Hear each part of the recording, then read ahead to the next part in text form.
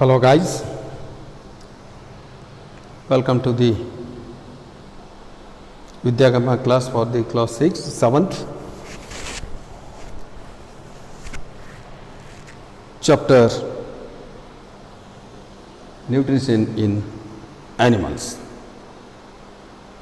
ನೀವು ಈಗಾಗಲೇ ಸಸ್ಯಗಳಲ್ಲಿ ಪೋಷಣೆಯನ್ನು ಹಿಂದಿನ ಅಧ್ಯಾಯದಲ್ಲಿ ಅರ್ಥಕೊಂಡಿದ್ದಾಗಿದೆ. ಈಗ ಪ್ರಾಣಿಗಳಲ್ಲಿ ಪೋಷಣೆ ಯಾವ ರೀತಿ ನಡೀತದ ಅನ್ನೋದು. ಸೊ ಪ್ರಾಣಿಗಳಲ್ಲಿ ಪೋಷಣೆ ನಿಮ್ಗೆ ಆಲ್ರೆಡಿ ನಿಮ್ಗೆ ಗೊತ್ತದ. ಆ್ಯನಿಮಲ್ ನ್ಯೂಟ್ರಿಷನ್ ಯಾವ ರೀತಿ ಪಡಿತಿರ್ತದ ಅಂದರೆ every one animals are depending on the plant directly or indirectly. So the mode of taking food by an organism and utilization in body is called nutrition. ಈ ಒಂದು ಹಿಂದಿನ ಅಧ್ಯಾಯದಲ್ಲಿ ನ್ಯೂಟ್ರಿಷನ್ ಬಗ್ಗೆ ನಾನು ಒಂದು ಡೆಫಿನಿಷನ್ ಕೊಟ್ಟಿದ್ದೆ. The mode of taking food and utilising, ಅದನ್ನು ಬಳಕೆ ಮಾಡಿಕೊಳ್ಳುವಂಥ ಒಂದು ವ್ಯವಸ್ಥೆ ಏನದ ಅದನ್ನು ನ್ಯೂಟ್ರಿಷನ್ ಅಂತ ಹೇಳ್ತಾರೆ. Animals get there food directly R indirectly from the plant. Animal nutrition includes nutrient requirement, ಅವಶ್ಯ ಇರುವಂತಹ ಪೋಷಕಾಂಶಗಳು, ನ್ಯೂಟ್ರಿಯೆಂಟ್ಸ್, ಅವಶ್ಯ ಇರುವ ಒಂದು nutrients, mode of taking food and its utilization in body, that is animals nutrition. ಪ್ರಾಣಿಗಳ ಪೋಷಣೆ ಆಹಾರದ ಘಟಕಗಳನ್ನು ತೆಗೆದುಕೊಳ್ಳುವಂಥ ವಿಧಾನವನ್ನು, ಆಹಾರದ ಘಟಕಗಳು ನಮ್ಮ ಶರೀರಕ್ಕೆ ಒದಗಿಸುವುದನ್ನು ನಾವು ಪ್ರಾಣಿಗಳಲ್ಲಿ ಒಂದು ಪೋಷಣೆಯನ್ನು ನಾವು ಮಾಡ್ತೇವೆ. ಇದರಲ್ಲಿ ಮೇನ್ ಇಂಪಾರ್ಟೆಂಟ್ ಅಂಶ ಅಂತಂದ್ರೆ that is main topic in this chapter, that is digestion. It is an main important. Digestion, ಪಚನ ಕ್ರಿಯೆ ಅಂಥೇಳಿ ಕರಿತಾವೆ ಕನ್ನಡ. ಏನಿದು ಪಚನ ಅಂತಂದ್ರೆ ನಾವು ತೆಗೆದುಕೊಳ್ಳುವಂಥ ಆಹಾರದಲ್ಲಿ we have taken food have contains so many ingredients, so or many nutrients are present in our daily taken food. ಆ ಆಹಾರವನ್ನು ತೆಗೆದುಕೊಳ್ಳಲು ಆಹಾರದಲ್ಲಿರುವಂಥ ಘಟಕಗಳನ್ನು ವಿಭಜನೆಗೊಳಿಸಿ ನಮ್ಮ ಒಂದು ಶರೀರಕ್ಕೆ ಅಥವಾ ಜೀವಿಗಳ ಶರೀರಕ್ಕೆ ಬೇಕಾಗುವಂತಹ ಪೋಷಕಾಂಶಗಳನ್ನು ಪಡೆಯುವಂಥ ಒಂದು ಪ್ರಕ್ರಿಯೆ, ಅದು ನಾವು ಡೈಜೆಷನ್ ಅಂತೇಳಿ ಕರಿಬೋದು. ಈ ಒಂದು ಆಹಾರ ಪಡಿಬೇಕು ಅಂತಂದರೆ ಕೆಲವೊಂದು ಜೀವಿಗಳು ಕೆಲವೊಂದು ರೀತಿಯಲ್ಲಿ ಆಹಾರವನ್ನು ಪಡ್ಕೋತಾವ. ಇಲ್ಲಿ ಕೆಲವೊಂದು ಉದಾಹರಣೆಗಳನ್ನು ನಾವು ಇಲ್ಲಿ ಗಮನಿಸ್ಬೋದು. ಏನದಪ್ಪ ಅಂತಂದ್ರೆ, so here first one some examples are given here, the different ways of taking food. ಯಾವ ವೇಸ್ ಒಳಗೆ? ಸ್ನೇಕ್, ಬಸವನ್ ಹುಳು. The kinds of food is grass, ಹುಲ್ಲು. ಮೂಡ್ ಆಫ್ ದ ಫೀಡಿಂಗ್, ಆಹಾರ ಒಂದು ಯಾವ ರೀತಿ ಪಡಿತದ ಅಂತಂದ್ರೆ ಬೈ ಚಿವಿಂಗ್ ಅಂತಂದ್ರೆ ನೆಕ್ಕುದ್ರ ಮುಖಾಂತರ ಅಂಥೇಳಿ ಕರಿತೀವಿ ನಾವು, ಚಿವಿಂಗ್. ದಟ್ ಸೇಮ್ ಆ್ಯಂಟ್, ಇನ್ಸೆಕ್ಟ್ಗಳನ್ನು ಸ್ಕ್ರ್ಯಾಪಿಂಗ್, ಅದನ್ನು ಹಾನಿಗೊಳಿಸಿ ಸ್ಕ್ರ್ಯಾಪ್ ಮಾಡಿ ಅದನ್ನು ಪಡಿತಿರ್ತದೆ. So eagle hummingbirds, it is a small birds, it's sucking the nectar from the flowers. Suck means ಹೀರಿಕೊಳ್ಳುವಂಥ, ಹೂವಿನಲ್ಲಿರುವಂಥ ಮಕರಂದವನ್ನು ಹೀರಿಕೊಳ್ಳುವಂಥ, just like honey, bees the ಜೇನುನೊಣಗಳು. Honey bees, they are also suck the nectar from the flowers.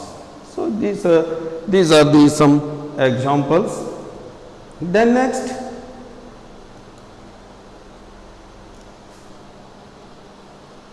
so here given snails, ants, eagle. So it is an lice. Everyone know about the lice. How to give the troubles to human head, especially in humans. ವುಮನ್ಸ್ನಲ್ಲಿ ಹೆಚ್ಚಿಗೆ ಇದು ಹೆಣ್ಮಕ್ಕಳಲ್ಲಿ ಈ ಲೈಸ್ಗಳನ್ನು ಕಾಣ್ಬೋದು. Maybe in rural areas or some persons can not wash their heads properly. ಯಾರು ತಮ್ಮ ತಲೆಯನ್ನು ಸ್ವಚ್ಛ ತೊಳ್ಕೊಳ್ಳೋಂಗಿಲ್ಲ ಅಂತಲ್ಲಿ ಲೈಸ್ಗಳಾಗಿರ್ತಾವೆ. That is also suck the blood from the body. ಈ ಹೇನುಗಳು ಸಹಿತ ಒಂದು ಬಗ್ಸ್, ತಗಣಿ, ಹೇನ ಇವೆಲ್ಲ ಒಂದು ಶರೀರದಿಂದ ಜೀವಿಗಳಿಂದ ರಕ್ತವನ್ನು ಹೀರ್ಕೊಳ್ತಿರ್ತವೆ. ಹೌಸ್ ಫ್ಲೈ, ನೊಣ, butterfly, mosquito, humming bird, this the some living beings are taking the in different ways.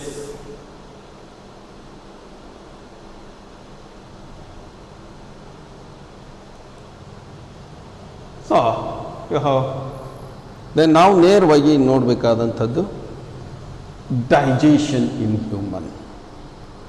ಮನುಷ್ಯನಲ್ಲಿ ಪಚನಕ್ರಿಯೆ. ಮನುಷ್ಯನಲ್ಲಿ ಒಂದು ಪಚನಾಂಗ, ಒಂದು ವ್ಯೂಹ, ಒಂದು ಈ ಒಂದು ಡೈಜೆಷನ್ ಸಿಸ್ಟಮ್ ಹೆಂಗದಪ್ಪ ಅಂತಂದ್ರೆ it includes the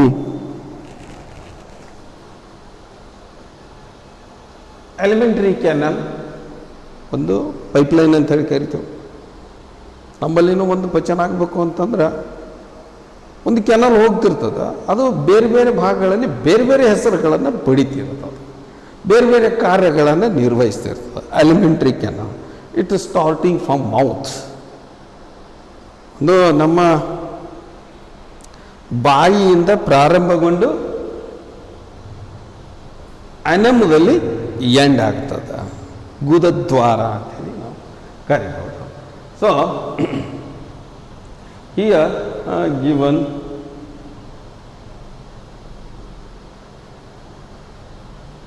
yes, it is an human structure of a digestive system. Digestive system will be starting from mouth. Then here in the mouth salivary gland is present. So gland means ಗ್ರಂಥಿ. ಈ ಒಂದು ಗ್ರಂಥಿಗಳು ಅದರ ಕಾರ್ಯಗಳನ್ನು ಬರ್ತದೆ ಮುಂದೆ. So then it is an oesophagus, ಅನ್ನನಾಳ ಅಂತ ಹೇಳಿ ಕರಿತೇವೆ. Then it is an stomach, ಜಠರ, ಅಥವಾ ನಾವು ಕನ್ನಡದಾಗ ಟೋಟಲಾಗಿ ಹೊಟ್ಟಿ ಅಂತೇಳಿ ಕರಿಬೋದು. ನಮ್ಮಲ್ಲಿ ಸಾಮಾನ್ಯವಾಗಿ ಯೂಸ್ ಮಾಡುವಂಥ ವರ್ಡ್ ಹೊಟ್ಟಿ ಹೊಟ್ಟಿ ಹೊಟ್ಟಿ ದಟ್ ಈಸ್ ಜಠರ. ದೆನ್ ಲಿವರ್, ಯಕೃತ್, ಪಿತ್ತಕೋಶ ಅಂತೇಳಿ ಕರಿತೇವೆ. ನಂತರ ಗಲ್ ಬ್ಲ್ಯಾಡರ್, ಆನಂತರ pancreas gland, a small intestine, ಸಣ್ಣ ಕರಳು, ಲಾರ್ಜ್ ಇಂಟೆಸ್ಟೈನ್, ದೊಡ್ಡ ಕರಳು ಅಂಥೇಳಿ ಗುರುತಿಸ್ತೇವೆ. ಆನಂತರ rectum, last anum. So one more here, appendix. It is the small tail of the big intestine, and it is growth. ಅದು ಬೆಳೀತು ಅಂತಂದ್ರೆ it gives the some trouble. ಹೊಟ್ಟೆ ನುಸುದು ಅದು ಚುಚ್ಚಲು ಪ್ರಾರಂಭ ಮಾಡ್ತು ಅಂತಂದ್ರೆ ಸೊ ಏನಾಗ್ಯದ ಅಂದ್ರೆ ಅಪೆಂಡಿಕ್ಸ್ ಆಗ್ಯದ. ಅದು ಬೆಳವಣಿಗೆ ಆಯಿತು ಅಂತಂದ್ರೆ ಅದು ಒಂದು ಡಿಸೀಸ್ ಆಗಿ ಪರಿವರ್ತನೆಗೊಳ್ತಿರ್ತದೆ. So it is the whole system of digestion. Hence, so stomach, small intestine, large intestine, rectum and anus with glands. Those are salivary glands, liver and pancreas. These are the main glands are present in the digestive system. So, the alimentary canal and the glands together is called digestive system. ಇವೆರಡೂ ಕೂಡಿ ಏನು ಕಾರ್ಯನಿರ್ವಹಿಸ್ತಿರ್ತಾವೆ, ಗ್ರಂಥಿಗಳು ಮತ್ತು elementary canal, ಇವುಗಳ ಕಾರ್ಯವನ್ನೇ ನಾವು digestive system ಅಂಥೇಳಿ ಕರಿತೇವೆ, ಅಥವಾ ಪಚನ ವ್ಯವಸ್ಥೆ ಅಂತ. ಪಚನಾಂಗ ವ್ಯವಸ್ಥೆ, ಇದನ್ನು ಕನ್ನಡದಲ್ಲಿ ನಾವು ಪಚನಾಂಗ ವ್ಯೂಹ ಅಂಥೇಳಿ ಗುರುತಿಸ್ತೇವೆ. Next, the mouth and buccal activity. ಬಾಯಿ, it is the entrance of food taken, entrance of body. So ಅದಕ್ಕಾಗಿ ಇಲ್ಲಿ ಎಂಟ್ರೆನ್ಸ್ ಒಳಗೆ ಇದು ಒಂದು ಕ್ವಾಟೆ ಗೋಡೆ ಅಲ್ಲ. ಸೊ ಇಲ್ಲಿ the main important work have done by teeth. ಹಲ್ಲು ಒಂದು ಮಹತ್ವವಾದ ಕಾರ್ಯವನ್ನು ನಿರ್ವಹಿಸ್ತಿರ್ತದೆ. ಸೊ ಈ ಹಲ್ಲುಗಳಲ್ಲಿ ಮುಖ್ಯವಾಗಿ ನಾವು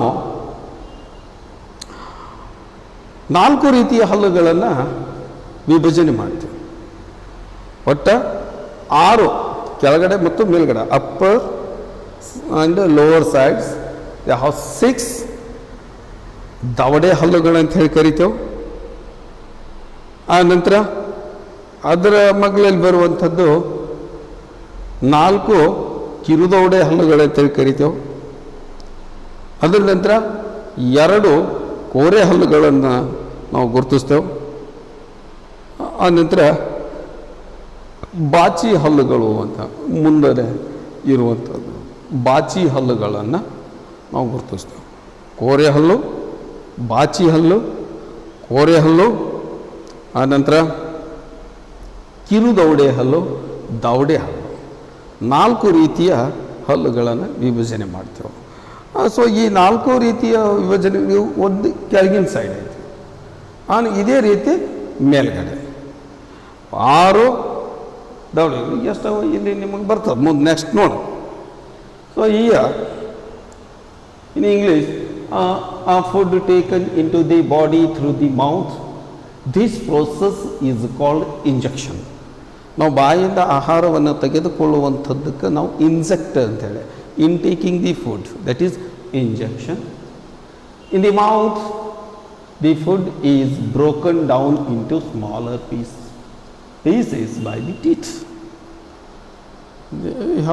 When you have taken put into the mouth, the food put into the mouth, teeth are broken down in a small pieces. The mouth has salivary gland. So ನಮ್ಮ ಬಾಯಿ ಒಳಗೆ ಒಂದು salivary ಗ್ರಂಥಿ ಅದ, salivary gland. It secretes the saliva. ಅದು ಸಲೈವವನ್ನು ಬಿಡುಗಡೆ ಮಾಡ್ತದೆ, ಜೊಲ್ಲು. ಈ ಜೊಲ್ಲು ರಸವನ್ನು ಬಿಡುಗಡೆ ಮಾಡ್ತದೆ, which secrete saliva. The saliva breaks down starch into sugar. ಸಲೈವದ ಕೆಲಸ ಏನು ಅಂತಂದ್ರೆ ಈ ಒಂದು ಸ್ಟಾರ್ಚ್, ಪಿಷ್ಟದಲ್ಲಿರುವಂಥ ಸಕ್ಕರೆಯನ್ನು ಬೇರ್ಪಡಿಸ್ತಿರ್ತದೆ. The tongue helps to mix the food with saliva. ನಮ್ಮ ನಾಲಿಗೆ ಬಂದದ, ಅದು ಮಿಕ್ಸ್ ಮಾಡೋಕ್ಕೆ ಬಳಕೆ ಮಾಡ್ತೇವೆ. ಆಹಾರದಲ್ಲಿ ಆಹಾರ ಮತ್ತು ಈ ಸಲೈವ ಎರಡು ವ್ಯವಸ್ಥಿತ ರೀತಿಯಲ್ಲಿ ಮಿಕ್ಸ್ ಮಾಡ್ತದೆ, ಎತ್ತಾಗ್ತಿರ್ತದೆ. So and swallow the food, ನುಂಗುಲ್ಕ ಹೆಲ್ಪ್ ಮಾಡುತ್ತೆ. Here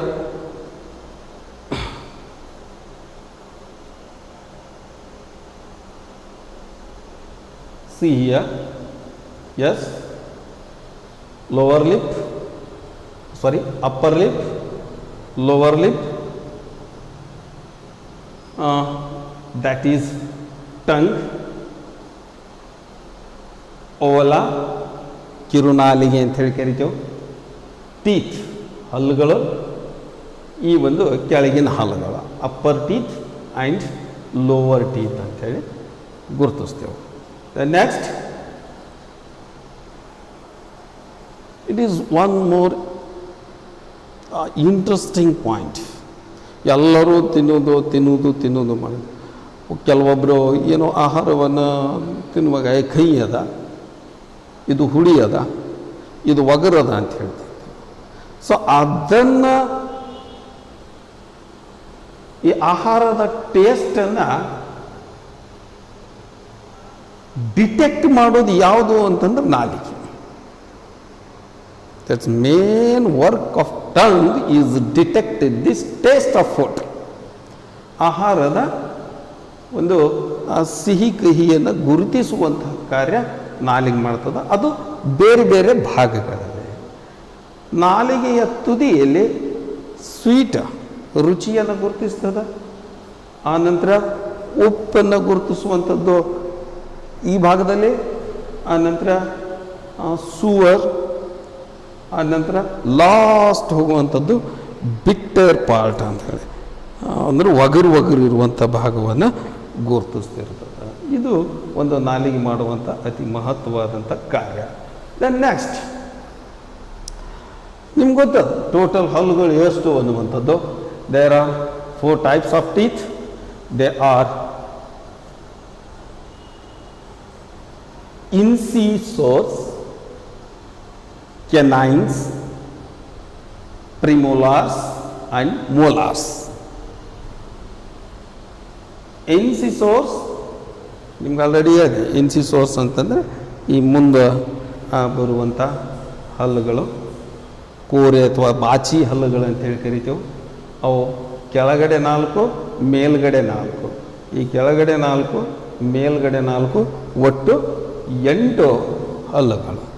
the lower side 4 incisors are present and that same as upper side. Totally incisor teeth are 8. Then canines, ಕೋರೆ ಹಲ್ಲು ಅಂತ ಹೇಳಿ ಕರಿತೇವೆ. So canines are 2 lower side and 2 upper side, totally 4. Then premolars and molars combines 10 lower sides and 10 upper side. In this 10 totally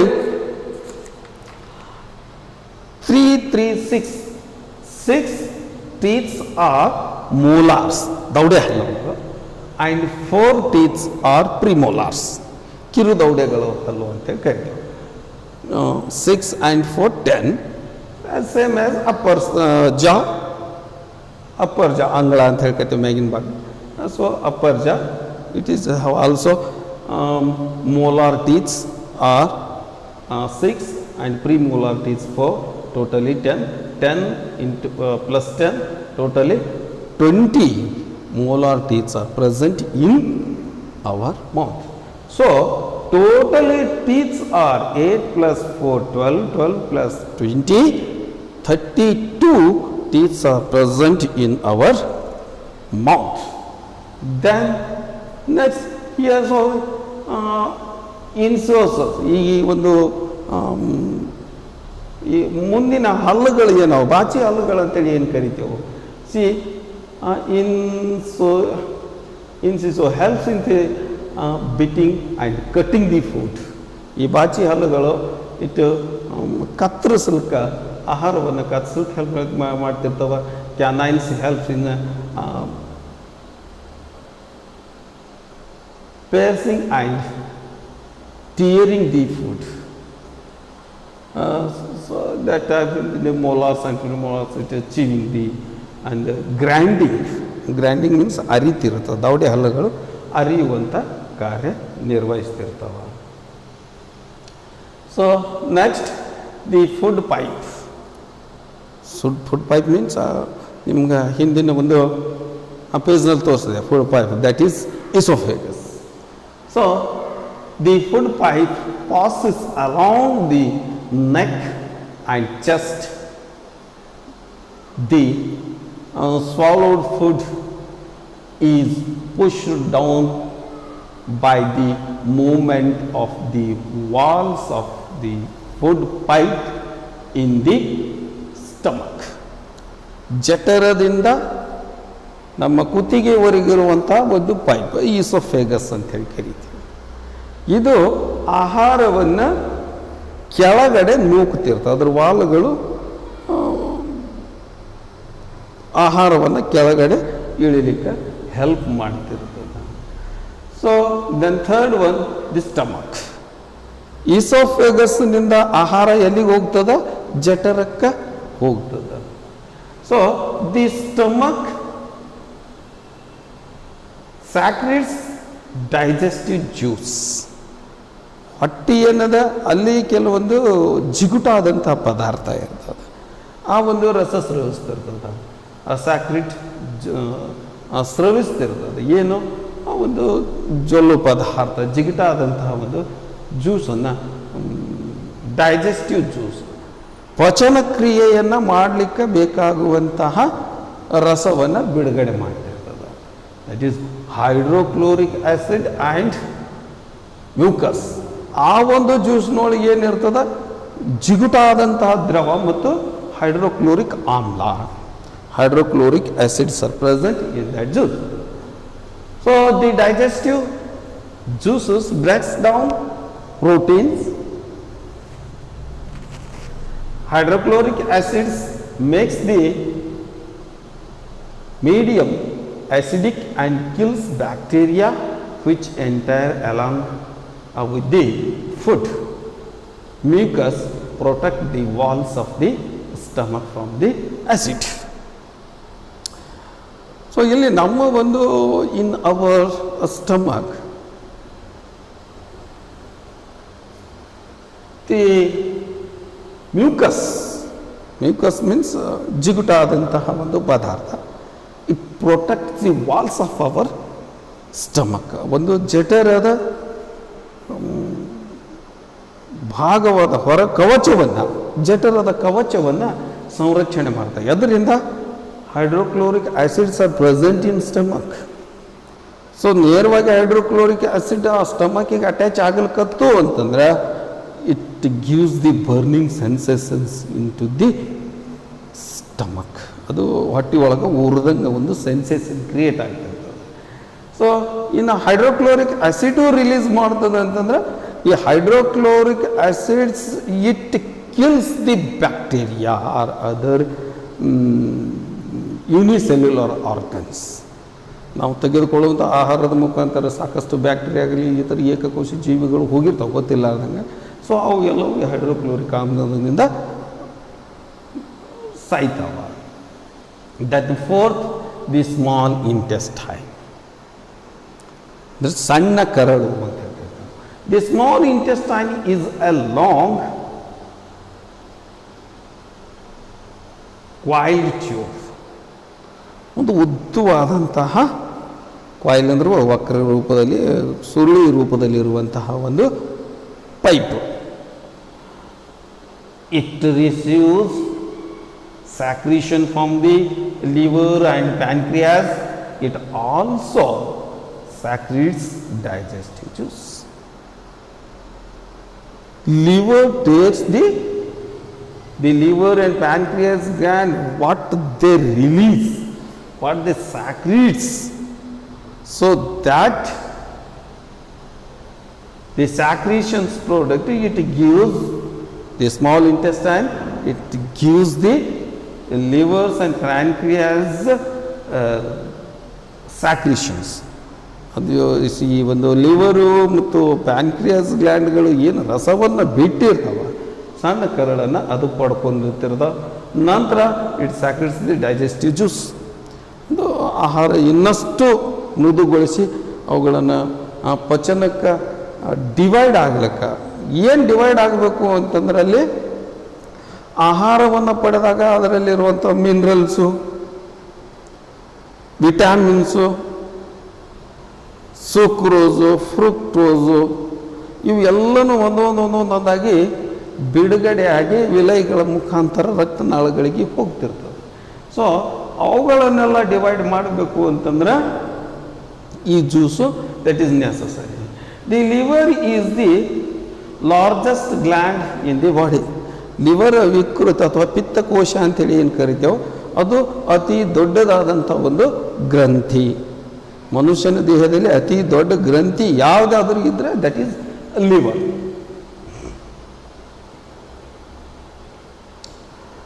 it secretes blue bile juice which is stored in gallbladder. ಅದು ಒಂದು ಬೈಲ್ juice release ಮಾಡ್ತಿರ್ತದೆ, ಅದು ಒಂದು ಗಲ್ ಬ್ಲ್ಯಾಡರ್ದೊಳಗೆ ಸಂಗ್ರಹಗೊಳ್ತಿರ್ತದೆ. ಎಲ್ಲಿರ್ತದೆ ರೀ ಇದು ಗಲ್ bladder? ನಿಮ್ಗೆ already ನಾನು ತೋರಿಸ್ದೆ ಎಲ್ಲಿ. So it is an gall bladder. ನಾವು ಇದನ್ನು ಜೂಮ್ ಮಾಡಿ ನೋಡಿದಾಗ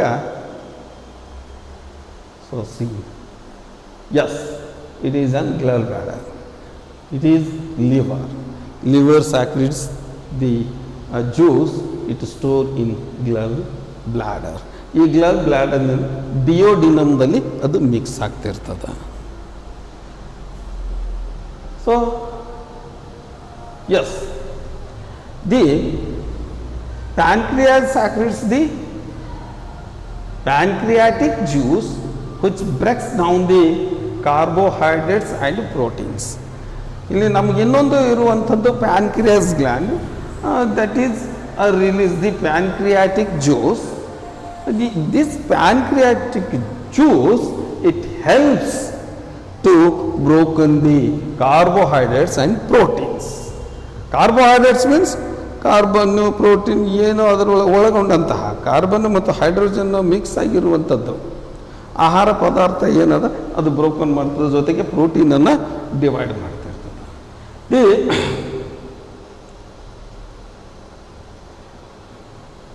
intentional juice completes the digestion of starch into glucose, fats into fatty acids, and glycerol and proteins into amino acids. It convert that intentional juices completes the digestion. This intentional ಇದು ಪರಿಪೂರ್ಣಗೊಳಿಸಬೇಕು ಅಂತಂದ್ರೆ ಏನು ಪರಿಪೂರ್ಣಗೊಳಿಸ್ತದ ಅಂತಂದ್ರೆ starch ಇದ್ದಂಥ ಪಿಷ್ಟವನ್ನು ಸಕ್ಕರೆಯಾಗಿ ಪರಿವರ್ತನೆ, glucose ಆಗಿ ಪರಿವರ್ತನೆ, glucose and fructose ಆಗಿ ಪರಿವರ್ತನೆ ಮಾಡ್ತಿರ್ತದೆ. ಆ ನಂತರ ಫ್ಯಾಟ್ಸ್ ಇದ್ದದ್ದು ಫ್ಯಾಟಿ ಆ್ಯಸಿಡ್ ಆಗಿ ಪರಿವರ್ತನೆ ಆಗ್ತಿರ್ತದೆ. ಆ ನಂತರ ಗ್ಲೈಸರಾಲ್ ಅನ್ನೋದನ್ನು and proteins into amino acid ಆಗಿ ಪರಿವರ್ತನೆ ಮಾಡ್ತಿರ್ತದೆ. So next, this is the digestive system, including some parts are present here. So see these pictures you have confirmed. ನಿಮಗೆ ಇದನ್ನು ಸಂಪೂರ್ಣವಾಗಿ ಅರ್ಥ ಆಗ್ತದೆ. ಏನದಪ್ಪ ಅಂತಂದ್ರೆ ಈಸೋಫೇಗಸ್ ಅನ್ನನಾಳ. So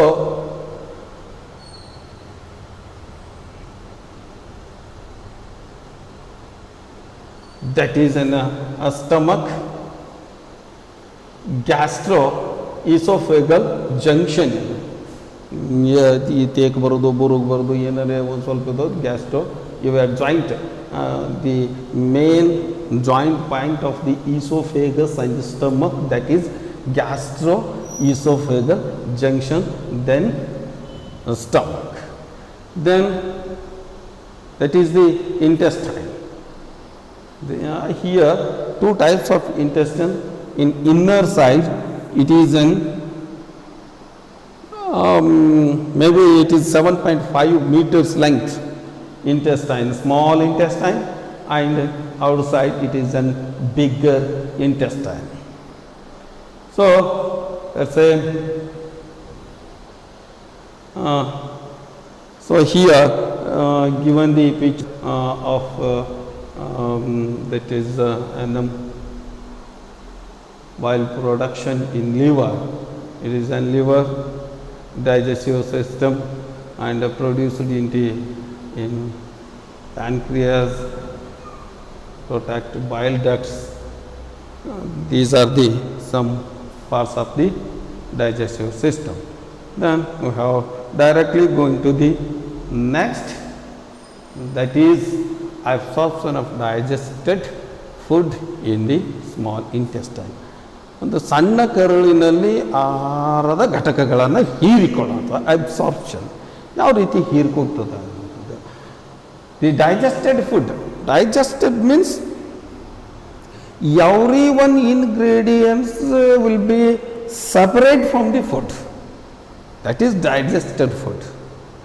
Every one ingredients, those it may be proteins, it may be vitamins, minerals, fats. So these are dividing, these divided food, that is digested food, is absorbed by the walls of the small intestine. ಅದನ್ನು ಹೀರಲ್ಪಡ್ತದೆ ಎದರಿಂದ? ಒಂದು ಸಣ್ಣ ಕರುಳಿನ ಗೋಡೆಗಳು ಕವಚದಲ್ಲಿ, ಆ ಗೋಡೆಯಲ್ಲಿ ಒಂದು digested ಫುಡ್ಡನ್ನು ಹೀರ್ಕೋತಿರ್ತದೆ. This process is called absorption, ಹೀರುವಿಕೆ ಅಂತ ಹೇಳ್ತಾರೆ. So that is the digested food is absorbed by the walls of the small intestine. This process is called absorption. The small intestine has several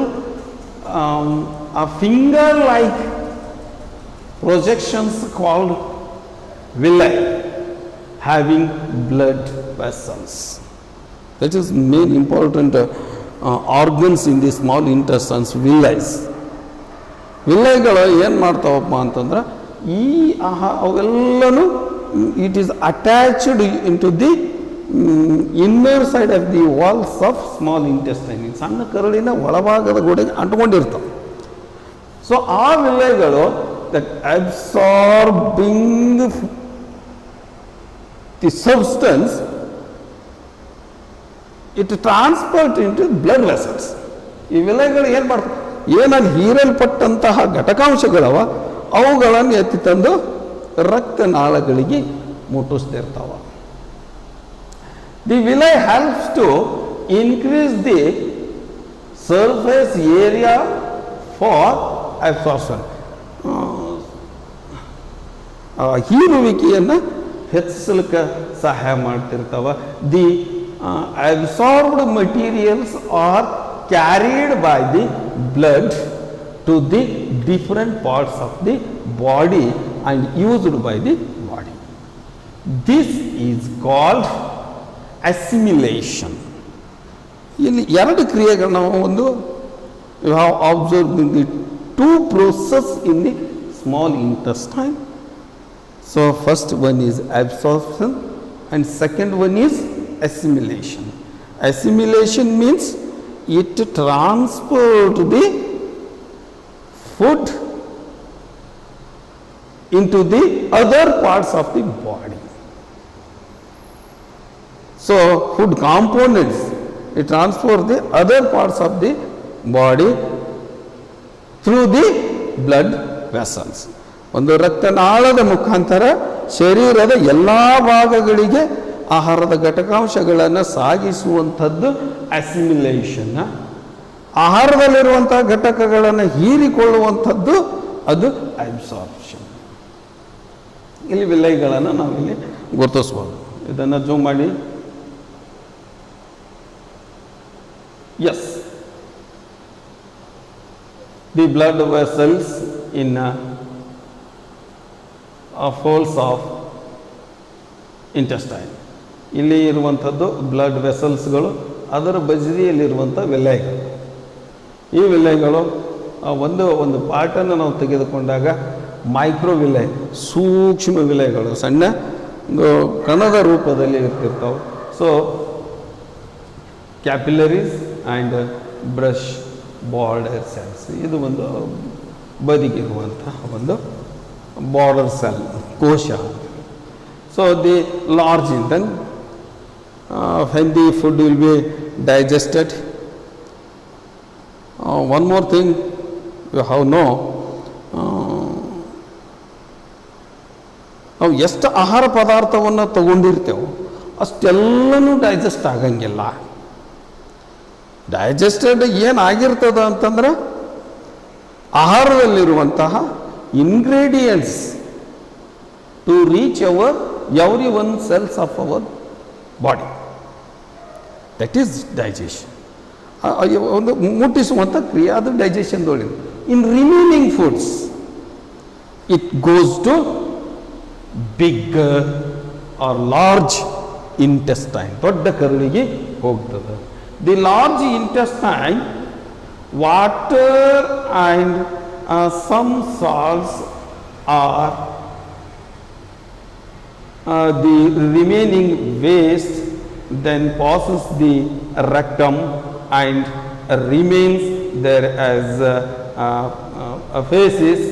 It is removed through the anus from the time to time.